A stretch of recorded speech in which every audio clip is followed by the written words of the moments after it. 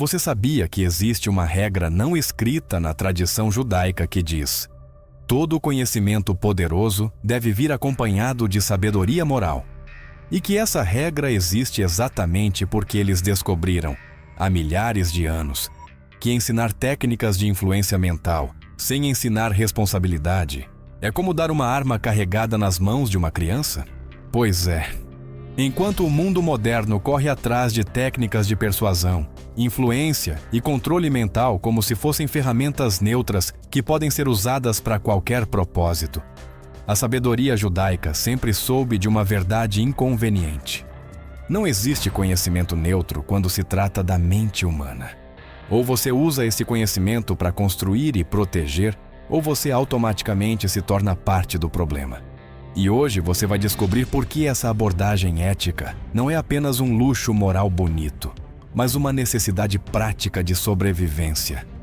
Porque no final das contas, quem usa técnicas psicológicas sem responsabilidade ética não está apenas machucando os outros, está destruindo a si mesmo de formas que nem imagina.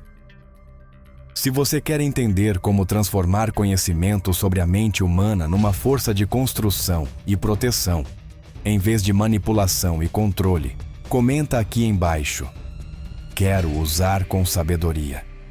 E se inscreve no canal porque vamos mergulhar numa perspectiva que pode mudar completamente a forma como você vê o poder da influência. Vamos começar com algo que vai te chocar. No Talmud existe um conceito chamado Lifnei Iver, que significa não colocar pedra de tropeço diante de um cego. Mas isso não é só sobre pessoas com deficiência visual. É sobre não dar a alguém ferramentas que essa pessoa pode usar para se machucar ou machucar outros. E aqui está onde fica interessante. Os sábios aplicaram esse conceito especificamente ao conhecimento sobre manipulação psicológica. Eles entenderam que ensinar essas técnicas para qualquer pessoa, sem antes ter certeza absoluta do caráter moral dela, era literalmente colocar uma pedra de tropeço que poderia derrubar não só a pessoa, mas todo mundo ao redor dela. Por isso, na tradição judaica, conhecimento sobre influência mental sempre vinha acompanhado de anos de educação ética. Não era um curso rápido de como manipular pessoas. Era uma formação completa que incluía responsabilidade moral, consequências das ações e, principalmente, o conceito de Tikkun Olam, reparar o mundo. Mas aqui está o que realmente impressiona. Eles descobriram que usar técnicas de manipulação sem ética não apenas machuca as vítimas, transforma o próprio manipulador numa pessoa fundamentalmente quebrada. É como um veneno que a pessoa toma esperando que o outro morra. No Talmud, existe uma descrição precisa desse processo de autodestruição. Quando alguém usa regularmente técnicas de manipulação, começa a perder a capacidade de formar relacionamentos genuínos. A pessoa se torna viciada no controle, paranoica com as intenções dos outros e, eventualmente, fica isolada num mundo onde só consegue enxergar transações e jogos de poder. É tipo assim. Imagine que você aprende a mentir tão bem que ninguém consegue te detectar. No começo parece uma vantagem, mas depois de um tempo, você perde a capacidade de confiar nos outros, porque assume que todo mundo mente tão bem quanto você. E pior, você perde até a capacidade de confiar em si mesmo, porque não consegue mais distinguir entre suas verdades e suas mentiras. Agora, aqui está uma lição que mudou completamente a forma como eu vejo essas técnicas.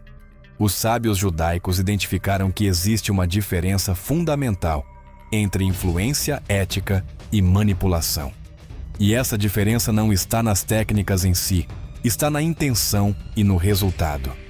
Influência ética é quando você usa seu conhecimento sobre psicologia humana para ajudar alguém a tomar uma decisão que é genuinamente boa para essa pessoa, mesmo que também seja boa para você.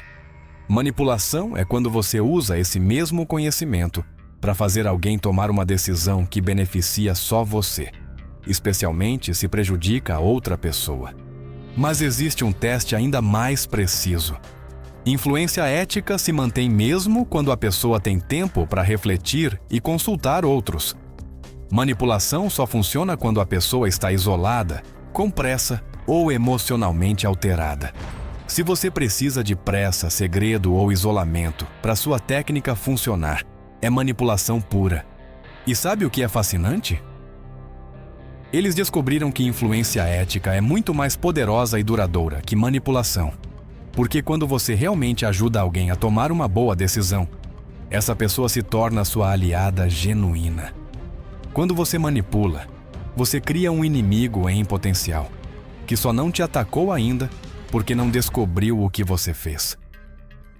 Existe um conceito judaico chamado Emet, verdade, que é considerado um dos pilares do universo. E na tradição de estudo talmúdica, isso significa que qualquer conhecimento usado para distorcer a verdade está automaticamente trabalhando contra a ordem natural das coisas. É como nadar contra a correnteza. Você pode conseguir por um tempo, mas eventualmente vai se esgotar.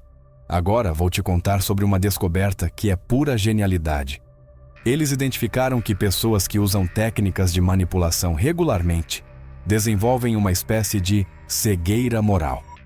Começam a racionalizar comportamentos cada vez piores, até que perdem completamente a noção de certo e errado. É um processo gradual. Primeiro, a pessoa justifica uma mentira pequena pelo bem maior. Depois, justifica uma mentira maior. Depois, justifica causar um pouco de dano emocional. E assim por diante, até que a pessoa se torna completamente desconectada de qualquer bússola moral.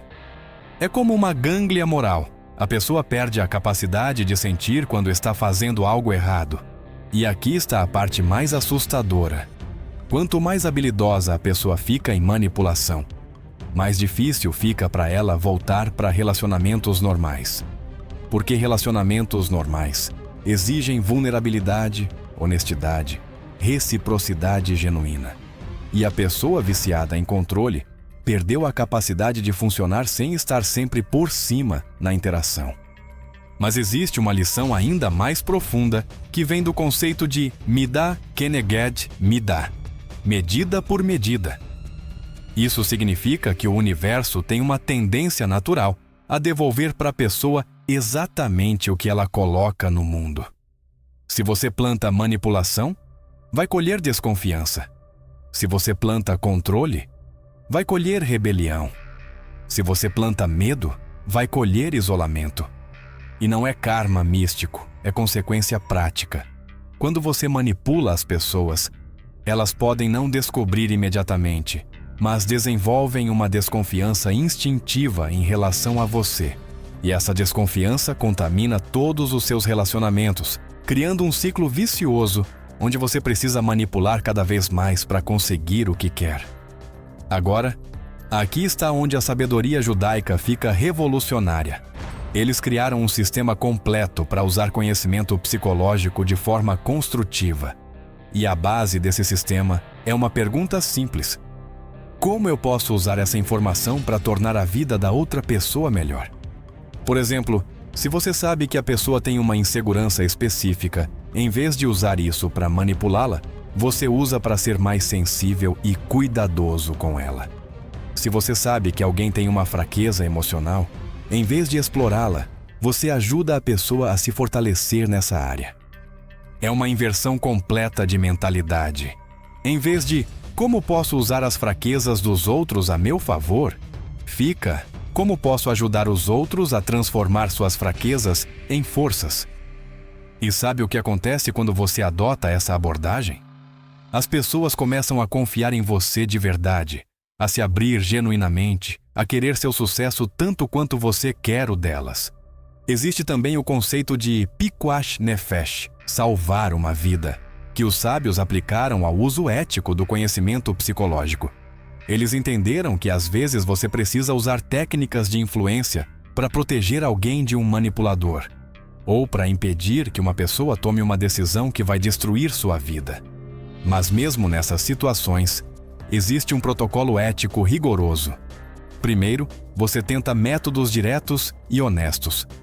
Só quando isso falha, que você usa técnicas mais sofisticadas, e sempre com o objetivo de devolver a autonomia para a pessoa o mais rápido possível, não de mantê-la sob sua influência. Por exemplo, se você percebe que uma pessoa querida está sendo manipulada por alguém, você pode usar técnicas de contraste para ajudar ela a perceber a diferença entre como se sente com você e como se sente com o manipulador. Mas o objetivo é acordar o discernimento dela, não substituir uma influência por outra. E aqui está uma lição que pode mudar sua vida. Os sábios descobriram que a forma mais poderosa de influência é simplesmente ser um exemplo vivo dos princípios que você defende. Quando suas ações são consistentes com suas palavras, quando você trata os outros como gostaria de ser tratado, quando você mantém sua integridade mesmo quando ninguém está olhando, isso cria uma influência magnética que nenhuma técnica de manipulação consegue reproduzir. É o que eles chamavam de Kiddush Hashem, santificar o nome divino através do comportamento exemplar. E descobriram que pessoas que vivem dessa forma naturalmente atraem outros que querem melhorar de vida, que querem crescer, que querem contribuir positivamente para o mundo. Existe também uma técnica específica que é pura genialidade ética. Sempre que você usa conhecimento psicológico para influenciar alguém, você deve estar disposto a revelar exatamente o que fez e por quê. Se você não consegue ser transparente sobre suas técnicas, é porque elas são questionáveis eticamente. É tipo assim: se você usa uma técnica de persuasão para convencer seu filho a estudar mais, você deve estar confortável em explicar para ele, quando ele crescer, exatamente como fez e por que fez. Se você usou uma estratégia para ajudar um amigo a sair de um relacionamento tóxico, você deve estar disposto a contar para ele como ajudou e qual foi sua motivação. Agora, aqui está algo que vai parecer contraditório, mas é genial. Os sábios ensinaram que às vezes a coisa mais ética a fazer é deliberadamente não usar seu conhecimento sobre psicologia. Tipo quando você sabe exatamente o que falar para convencer alguém de alguma coisa, mas percebe que é melhor deixar a pessoa chegar à própria conclusão. É o que eles chamavam de dar espaço para o crescimento. Às vezes, interferir no processo natural de aprendizado da pessoa, mesmo com boas intenções, rouba dela uma oportunidade de desenvolver sabedoria própria. É como fazer o dever de casa do seu filho. Você resolve o problema imediato, mas prejudica o desenvolvimento dele no longo prazo. E existe uma descoberta ainda mais profunda. Eles perceberam que pessoas que usam conhecimento psicológico eticamente acabam desenvolvendo uma intuição muito mais refinada sobre natureza humana. É como se a própria ética afinasse a percepção, permitindo insights mais profundos e precisos. Isso acontece porque quando você não tem segundas intenções, as pessoas se abrem mais genuinamente com você. E quando as pessoas são genuínas, você consegue observar padrões comportamentais reais, não máscaras, e estratégias defensivas. É acesso a informação de qualidade muito superior. Para finalizar com a lição mais importante, a tradição judaica sempre soube que conhecimento sem sabedoria é perigoso, mas sabedoria sem ação é inútil. Por isso, eles criaram todo um sistema de aplicação prática desses princípios éticos no dia a dia. O sistema funciona assim. Toda vez que você vai usar conhecimento sobre psicologia humana, você faz 3 perguntas. Primeira: isso vai genuinamente beneficiar a outra pessoa? Segunda: eu estaria confortável se alguém usasse essa mesma técnica comigo na mesma situação? Terceira: eu posso ser completamente transparente sobre o que estou fazendo e por quê? Se a resposta para qualquer uma dessas perguntas for não, você para e recalcula, porque no final das contas, sua integridade vale mais que qualquer resultado específico que você quer conseguir. E sabe qual é a recompensa de viver dessa forma? Você constrói um tipo de influência que é praticamente indestrutível, porque é baseada em confiança real, em valor genuíno que você adiciona na vida das pessoas, em relacionamentos que se fortalecem com o tempo em vez de se deteriorar. Você se torna alguém que as pessoas procuram quando precisam de conselho, que respeitam mesmo quando discordam de você, que defendem mesmo quando você não está presente. É um tipo de poder social que não pode ser comprado, roubado ou falsificado. Então comenta aqui, qual desses princípios éticos mais fez sentido para você? Ou conta sobre alguma situação onde você teve que escolher entre usar conhecimento para manipular ou para genuinamente ajudar.